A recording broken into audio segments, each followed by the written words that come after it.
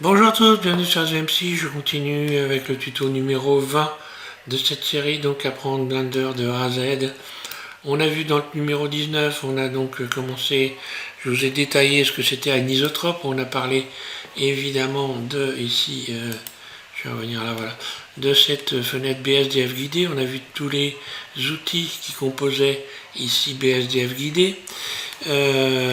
Et donc on va parler, pour ceux qui ont été un peu curieux, si vous avez cliqué ici sur BSDF guidé, vous voyez ici donc que vous avez tout un ensemble de shaders, ça s'appelle des shaders, et ces shaders là en fait sont ni plus ni moins que des filtres, on va dire, hein, par rapport à Photoshop ou GIMP et toutes ces applications 2D, on va dire que ce sont des filtres que l'on peut assembler les uns aux autres et qui vont nous donner bien, un aspect différent. Donc grosso modo, si vous regardez BSDF guidé, c'est quoi? C'est un concentré de ces filtres que l'on peut directement utiliser dans ces fenêtres là. Donc là, on les a en détail en fait pour la plupart. Mais il y a certains qui ne sont pas donc dans BSDF guidé. Là, c'est un condensé d'une partie de ces shaders là. Donc ces shaders là, à quoi ils servent? Ils servent tout simplement à être donc assemblés les uns aux autres pour créer des textures, des matériaux, et ça s'appelle donc des nodes. On va voir ici dans Shading, lorsque vous allez dans Shading, lorsque vous avez ajouté une couleur, un BSDF à un objet, vous avez donc ici, voilà, ces nœuds ou ces nodes, node en anglais, nœud en français, moi je vais utiliser le mot node. Donc ce sont des, voilà, on va dire des filtres que vous, je vais prendre cette comparaison-là, que vous pouvez assembler les uns aux autres pour donner des aspects différents. Par exemple ici je pourrais aller chercher un shader de mélange que je vais connecter ici. Donc on connecte les éléments les uns aux autres, on les assemble, et puis on voit ici que par exemple, si je fais un mélange, je pourrais mélanger, moi j'en sais rien, je vais mélanger, allez, un shader vert, voilà. Voilà, si je mélange du vert à ça, eh bien on va voir que là, ça va commencer à prendre. Bon, je vais pouvoir ajouter de la transparence. Alors là, je vais me mettre dans le mode rendu. Oui, là c'est bon. Voilà, et donc là, je vais pouvoir créer une transparence, vous voyez, lorsque je modifie la valeur ici. Grosso modo, ça pourrait être ça, un potentiomètre, voilà, qui permet soit de rajouter plus de ça, soit de rajouter plus du BSDF vert. Donc plus de transparence, moins de transparence, etc. Donc vous allez voir que ces assemblages-là, évidemment, peuvent être très complexes. Hein. C'est à l'infini, hein, grosso modo. On peut imaginer tout ce qu'on veut. Hein. Je vais vous donc donner des assemblages de base simples, vous expliquer comment ça fonctionne. Et puis en fonction de ce que vous voulez faire, bien vous approfondirez ou pas. Moi, je vais rester quand même dans la relativement simple, hein, quand même, parce que ben, voilà, ces assemblages, c'est infini. Vous pouvez créer tout ce que vous voulez en fait à partir de ça. Donc il faut avoir les bases quand même pour savoir comment ça fonctionne. Donc ça, on va parler de ça avec ce tuto, et on va parler surtout, donc je vous ai parlé dernièrement de anisotrope. Donc on a vu que anisotrope, c'était une espèce de brillance circulaire que l'on voit sur les disques ou sur les culs de casserole, etc. Donc vous avez vu ça dans le tuto numéro 19, où j'avais rajouté ici anisotrope sur un BSDF guidé. Je vais mettre... j'en ai un BSDF guidé, oui, voilà. Voilà, et dans BSDF guidé, on avait ici anisotrope, rotation, etc. Donc en rajoutant de la rugosité, on peut retrouver anisotrope normalement. Ah bah oui, là il y a de la transparence. Alors la transparence, faudrait que je l'enlève. Voilà. Et voilà. Là, on retrouve donc ici cette faculté là, cette fonction plutôt de anisotrope. Et là, ce que je vais vous parler, c'est donc de la réfraction. Alors pourquoi la réfraction? Parce qu'encore, c'est encore un mot un peu bizarre qu'on ne connaît pas forcément, et ça peut être surprenant, et on peut très bien modéliser pendant très longtemps sans avoir conscience de ce que c'est que la réfraction. Donc pour bien comprendre ça, avant de commencer à faire des assemblages de nodes complexes, ou point complexes plus ou moins, je voulais vous parler de la réfraction, vous faire une démonstration. Donc la réfraction, voilà, c'est ça la réfraction. Vous voyez, j'ai rajouté une sphère dans ce cube, et cette sphère, elle est donc déformée par le cube de verre qui l'entoure. Et on voit donc des déformations comme ceci de la sphère sur le bord, donc voilà, de ce cube. J'ai rajouté également un cube ici, une sphère que l'on voit également, voilà, dans le. Et vous voyez, là ici, j'ai donc une réfraction de cette sphère à cet endroit-là, par exemple. Voilà. Donc pour bien comprendre ça, je suis allé donc sur Wikipédia, je vais vous faire voir pour que vous puissiez bien comprendre. Voilà, sur Wikipédia, vous voyez ce que c'est dans la réfraction. Vous regardez ce pinceau dans son verre là, eh bien il est coupé. C'est simplement voilà, cet effet-là qui s'appelle la réfraction. Voilà. Vous avez donc le pinceau qui, à cause du verre ici, de la forme du verre, qui est complètement déformé, on ne le voit pas comme il faut. Suivant les angles où on le regarde, il va être déformé de façon différente. Alors c'est ça la réfraction. Pour ceux qui veulent en voir plus, là je ne vais pas vous faire la lecture de tout ça, parce que ça peut paraître compliqué, hein. Donc voilà, c'est essentiel, c'est de bien comprendre ce que c'est. On voit aussi au niveau du verre ici, la déformation de ce qui passe à travers ce verre. Voilà, c'est ça la réfraction. Alors, je vais repartir ici sur ma réfraction à moi. Vous voyez, voilà, on voit bien que ma sphère à l'intérieur, eh bien, c'est bien une sphère, mais à l'extérieur, on regarde l'extérieur, le cube, il n'a pas la même forme, il est découpé, hein, etc. Suivant dans la position que je me mets, eh bien voilà. Donc on va commencer à utiliser ces shaders, et donc on va commencer par le shader réfraction que l'on va retrouver ici, puisque là la réfraction on l'a pas ici, vous voyez, ici vous n'avez pas de réfraction. J'aurais pu la rajouter, hein, mais bon, on verra ça plus tard. Là je vais directement aller chercher ici le shader réfraction qui doit être traîné. Voilà, ici. On va repartir sur un cube et on va lui ajouter cette fonction réfraction et on va commencer à faire joujou avec un assemblage de nodes. Allez, on repart sur Blender, donc neutre, hein. Donc je réouvre Blender. Voilà, on est sur Blender 3.0. Donc vous faites comme moi, vous ajoutez un cube. Oui, un cube, voilà. Vous rajoutez un cube. Ce cube, pour pouvoir donc avoir une réfraction, il faut être dans le mode de rendu direct ici.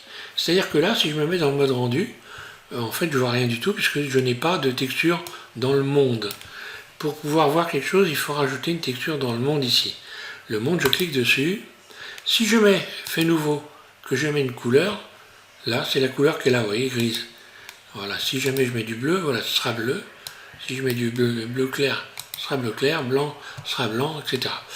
Donc moi ce que je veux c'est pas rajouter une couleur, mais c'est carrément rajouter une image de fond HDRI qui va me donner donc une vision à 360 degrés sur un univers. Je vais vous proposer de le télécharger sous cette vidéo, et cet univers vous allez le retrouver, on va le voir ici, c'est celui-là, vous voyez. Alors ici vous avez un mode de vue, si vous voulez, comment dire, de prévu, hein, vous ne pourrez pas obtenir une photo avec ici cette image de fond là. Par contre moi j'ai réussi à la récupérer, donc vous allez pouvoir la télécharger et la mettre en fond d'écran. Et donc ici vous avez la possibilité d'essayer différentes images de fond pour vous donner une idée de ce que vous êtes en train de faire. Et là on n'est pas dans le mode de rendu, mais on est dans un mode de prévision pour être clair, voilà. Donc ça vous donne une idée tout simplement. Ici donc je vais, si je me mets donc dans le mode rendu, je dis je ne vois rien du tout, hein. Donc là c'est le monde, sauf que le blanc ici évidemment. Et si je vais chercher en cliquant ici sur couleur, texture d'environnement, je vais chercher la texture que je vous propose en téléchargement, qui s'appelle Forest HDR. Je clique dessus, ici, voilà, enfin qui s'appelle, en fait c'est une texture HDRI, hein. Elle s'appelle Forest EXR, voilà, et vous faites ouvrir et vous allez avoir, voilà, l'image de fond à 360 degrés, ce qui vous éclaire en même temps, voilà, le cube, tout simplement, ça éclaire le cube. Donc là on avait la même chose avec Scene-Light, hein, Scene-Light ici, dans ce mode ici, voilà, dans ce mode de prévision.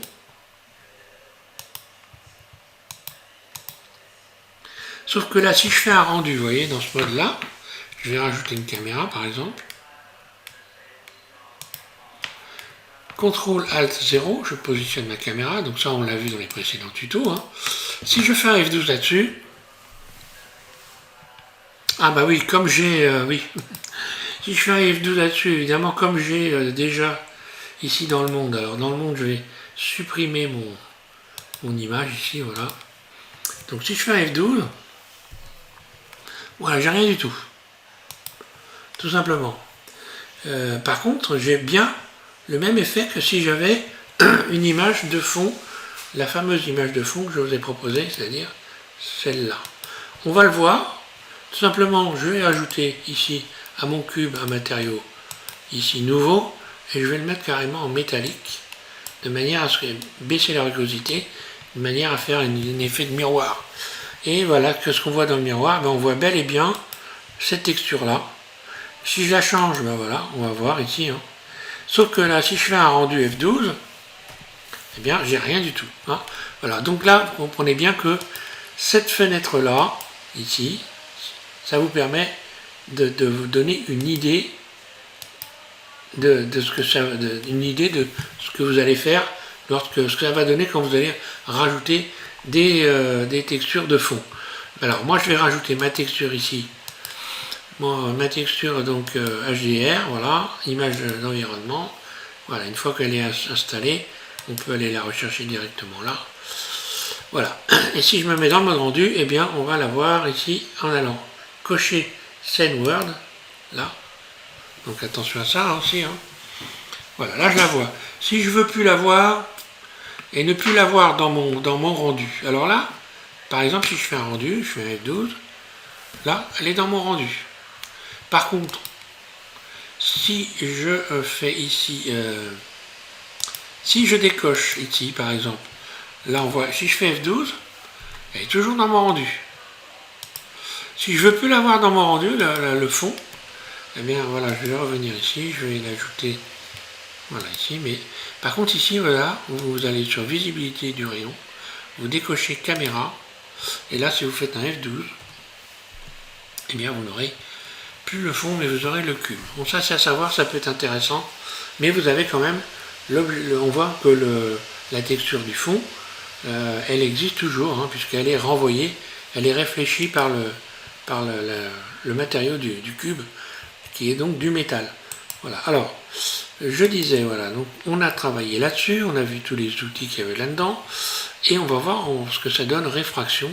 Donc pour ceux qui sont un peu intéressés, vous avez vu dans ces listes ici, en cliquant sur BSDF guidé, tous ces éléments-là qu'on va pouvoir utiliser pour rajouter des chaleurs. Donc j'enlève ici le BSDF guidé, je le supprime. Pour le supprimer, je clique sur la croix ici, là. Je reviens donc avec un cube blanc qui est éclairé par ici le monde, parce que si le monde n'était pas donc en fonction, eh bien voilà, je reviens ici, il n'y a plus rien du tout. C'est rose, mais en réalité c'est noir, hein, voilà. Donc je rappelle ici ma texture forest, et j'ai mon cube donc qui n'a plus rien du tout, donc je vais retourner dans les matériaux, et on va commencer par rajouter réfraction à la place de BSDF guidé. Vous allez chercher réfraction. Où es-tu, petite réfraction? Ici, voilà. Vous cliquez dessus. Voilà ce que ça vous donne. Bon, bah là, rien de très concret. Donc, pour pouvoir avoir une réfraction, il faut obligatoirement être dans le mode rendu et avoir une texture dans le monde. Là. Maintenant, à l'intérieur de ce cube, on va rajouter une sphère. Donc là, elle va venir s'y mettre directement, puisque le cube, lui, est en plein centre de la scène. Surface S, je le réduis. Et ma sphère, je vais lui donner une couleur. Je vais ici, matériaux, nouveau. Donc on va lui mettre un toon à la place de BSDF guidé, puisque là, c'est ce qu'il y a automatiquement. Vous allez mettre toon, ici. Donc un autre shader, qui lui crée une tache de lumière. Bon, vous mettez la couleur, une autre couleur, et vous pouvez modifier la taille de la tache de lumière. Vous voyez? L'adoucir, la rétrécir, etc. Donc là, c'est juste pour qu'on puisse voir ce que ça donne, la réfraction. Je resélectionne mon cube. Donc là, j'ai bel et bien une réfraction. Si je baisse la rugosité, vous la voyez, la réfraction. Ma sphère, je vais l'adoucir quand même, pour que ça soit plus joli, parce qu'elle n'est pas terrible. Je peux la resélectionner ici, hein, et puis aller dans Objet, lisser. Voilà. Et je vais la laisser comme ça, normal et auto-lissé. Là. Je resélectionne mon cube, et je vais regarder ce qui se passe dans Shading, ici. Donc vous avez vu qu'ici, il y avait plusieurs possibilités de fenêtres différentes, Shading, qui nous donne accès ici aux assemblages de nodes. Voilà. Donc grosso modo, les nodes que vous voyez là, vous les avez exactement ici pareil. À chaque fois que vous allez rajouter des éléments là, vous allez en rajouter dans cette liste là. Donc ici des matériaux, hein, parce que là je sélectionne je sélectionne mon cube. Là, donc mon cube, on a dit qu'on lui a rajouté une réfraction. Là, je vais me mettre qu'on puisse bien voir. Là, voilà. Donc là, j'ai bien la réfraction de mon cube. Et je vais rajouter des éléments pour faire en sorte que mon cube, il soit en vert. Pour transformer mon cube en vert, parce que là, je ne vois que la réfraction, mais il y a bien une transparence, mais mon cube, lui, il est noir. Donc je ne vois pas un cube en vert. Pour faire un cube en vert, je vais ajouter un shader de mélange.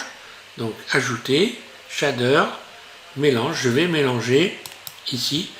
Quand j'ai cliqué sur mélange, on voit que, hop là, j'ai donc au bout de ma souris, du curseur de ma souris, collé carrément au curseur ce node. Et ce node-là, je vais le positionner au-dessus de la connexion entre réfraction et sortie de matériaux. Un clic gauche et ça va venir se connecter tout seul. Pour connecter des éléments, c'est simple, on les attrape, on appuie à gauche en continu sur une borne, ici vous voyez des bornes, là j'appuie en continu, je bouge ma souris et je peux déplacer, connecter comme ceci mes éléments à différentes entrées et sorties de ces nodes. Donc là j'aurai un connecteur là et je vais rajouter un nœud, une node, un node, pardon, c'est un node, il me semble, node donc de vert, voilà. On va rajouter du vert, donc je vais dans ajouter, shader et vert. Faites comme moi, vous positionnez là en dessous, vous attrapez ici cette borne, vous appuyez en continu à gauche avec votre souris, vous venez connecter ça ici. Et là, vous voyez que vous avez obtenu la transparence. Donc là, on comprend bien ce que c'est. En réalité, ce n'est plus ni moins qu'un assemblage de filtres.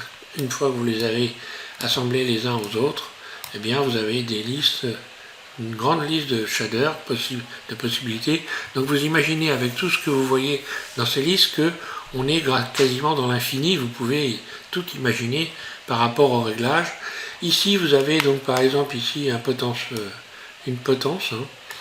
Plus je vais donc d'un côté, et plus je vais éliminer soit de cet élément-là, soit de celui-là, ou alors augmenter du vert, ici j'augmente le vert.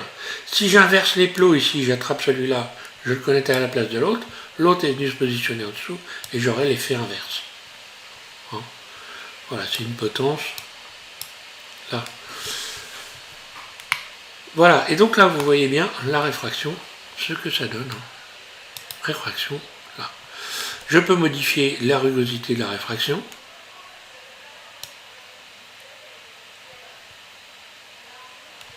Vous voyez que j'obtiens tout de suite un espèce de flou. Je peux modifier la couleur. Là. Donc la rugosité de la réfraction, elle est là. Hein. Donc vous voyez que ce que vous voyez ici, eh bien, c'est exactement la même chose là. Voilà. Je reviens sur du blanc. Je modifie la rugosité. Ici, vous avez, si je mets dur, ça sera dur, c'est-à-dire que là, bon, alors là, Beckman, GGX, vous avez des petites, c'est difficile à percevoir, hein. Mais bon, on en reparlera plus tard, mais bon, c'est difficile à percevoir. Quand vous modifiez ces valeurs-là, que vous allez chercher Beckman ou GGX ici, vous avez donc des aspects un peu différents de, voilà, je vais mettre dur, comme ça. Alors, si vous mettez dur, c'est pas la peine de chercher à bouger rugosité, ça ne changera rien, ça dure. C'est dur, c'est dur. Donc là, je vais mettre plutôt Beckman qui va me permettre de modifier la rugosité éventuellement. Voilà. Chercher une autre couleur. Voilà.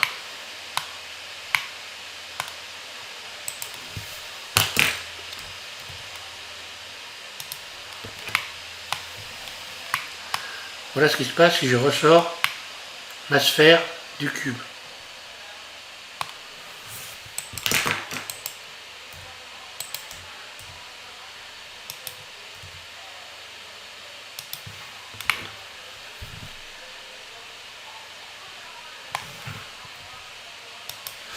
Voilà, donc pour ces explications, donc dans les prochains tutos, on verra qu'on va pouvoir rajouter, pour faire une expérience bon là j'utilise des couleurs en fait, hein, de la transparence, mais on peut donc créer des textures. Alors des textures, il ne faut pas confondre couleur et texture. Par exemple, si je prends un exemple sur un tissu, la texture du tissu, ça va être la laine. Donc l'aspect, comment j'ai envie de dire moi, la rugosité de la laine, la fibre, hein, mais pas la couleur. La texture, ça va être le relief de la laine, alors que la couleur, c'est la couleur, mais ça n'a rien à voir avec le relief. Donc les textures, par exemple, ici, je pourrais rajouter créer une texture procédurale, par exemple, sur mon cube, et je vais rajouter un élément de texture. Donc texture, ici, vous voyez, et on va, bon, vous voyez, je vais faire une démonstration avec Voronoi, par exemple. Ici, je rajoute Voronoi. Voronoi sur le vert, je vais le connecter ici, là, voilà. Et je vais rajouter ici, modifier la taille de Voronoi. Alors, à moins que j'aille rechercher ça. Est-ce qu'on va bien le voir?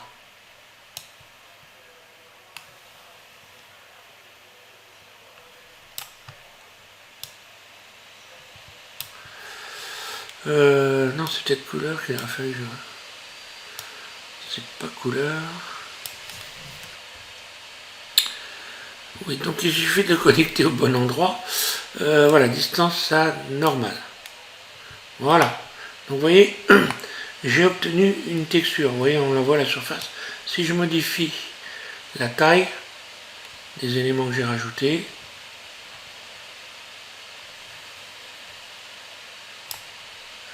j'ai une sorte de grain.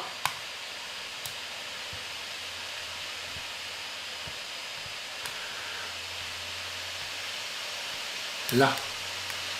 Et si je connecte ça donc à déplacement, plutôt ça, je vais le connecter distance à déplacement direct, eh bien j'obtiens une surface.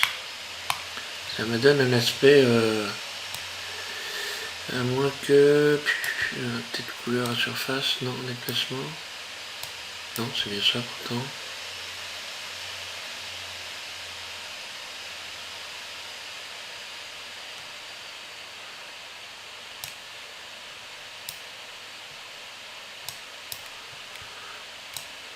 Ça peut pas être ça, je réfléchis. Je me rappelle plus de la collection, non c'est pas celle-là.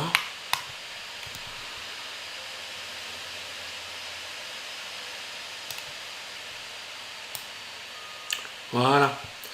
Là j'ai mis un déplacement Voronoi sur le vert, ben voilà. Désolé mais c'est pas le truc qui me sert le plus souvent. Donc ici on voit voilà que j'obtiens une texture carrément. On dirait presque du béton d'ailleurs. Hein, j'arrive à... Et voilà, on peut utiliser toutes sortes de textures, il y en a plusieurs. Je pourrais ajouter une texture vague, ça va donner autre chose. Hein. Voilà. La taille, distorsion, le détail.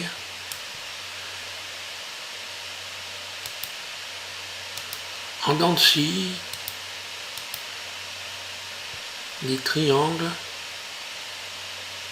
Tiens, en dents de scie, normalement, ça devrait me donner une distorsion.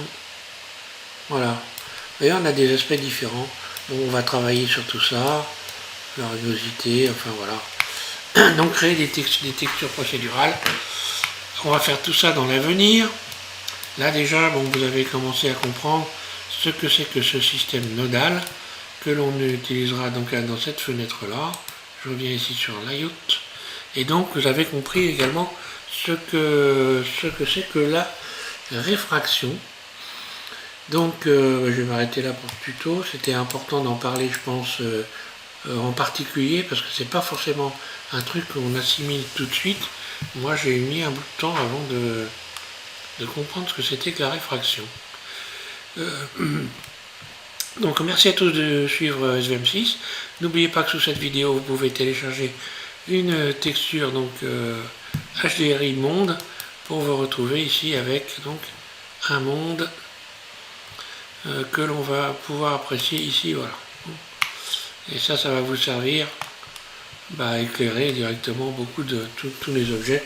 On va avoir un éclairage direct. Alors, on peut toujours évidemment ensuite rajouter des lampes et des zones, etc. Hein, si je fais voilà, G, Z, mais attention, ça, voilà.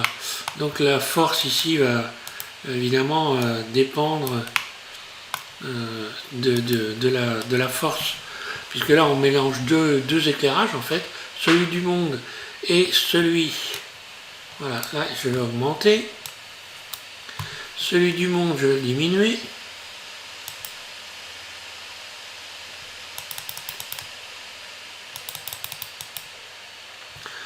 Voilà, celui de la zone, je vais l'augmenter.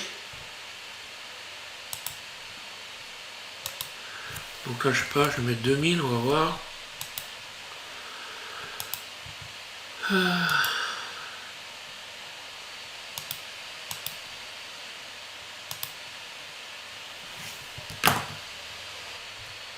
Oui, je vais augmenter la taille, voilà. Je vais même changer la couleur, comme ça on va bien voir. C'est du vert, voilà. Et donc forcément, plus je vais mettre le monde fort, et moins je vais voir par exemple cet éclairage là. Donc si je mets le monde, que j'augmente ici, on va tout droit vers une espèce de blanc. Hein. Donc il faut gérer la force entre les différents éléments de lumière que vous ajoutez. Ça, il faut toujours penser à ça. Hein. Il y en a un qui va disperser un peu l'autre. Hein. Si je rajoute un point, bon ben voilà. Hein. Donc mon point là, on le voit. Je rappelle, on voit un point de lumière. Là, hop, je vais augmenter la force du point. Je vais le mettre en vert carrément, voilà, comme ça on va bien le voir. Et si j'augmente la force du monde, eh bien, mon point vert il disparaît. Hein, voilà, on voit carrément plus rien du tout. Là, voilà, le monde, je vais le mettre à 1, remettre à 1. Voilà, pensez à ça et jouez avec tout ça de manière à obtenir ce que vous voulez obtenir. Voilà, donc prochain tuto, on va commencer à faire le démontage, hein, voilà. des assemblages de nodes classiques. On va voir ici dans les listes toutes les... Alors là, c'est pas la peine que j'en parle plus que ça.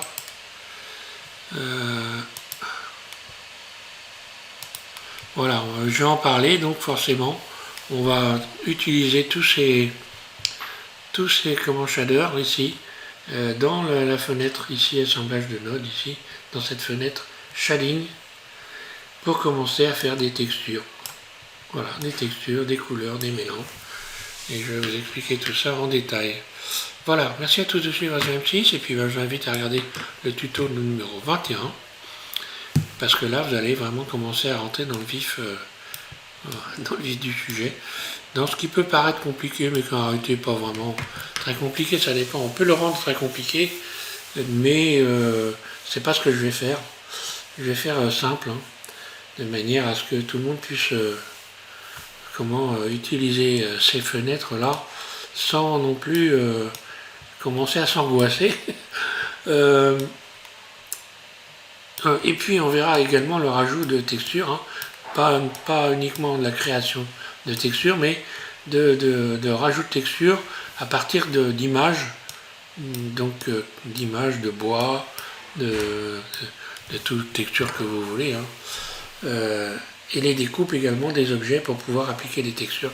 Mais bon, tout ça, ça va se faire dans l'avenir, dans les prochains tutos. Allez, merci à tous de suivre AZM6, bon courage, et puis commencez à vous entraîner, à regarder tout ça en détail. Et puis voilà, merci à tous de me suivre, bon courage.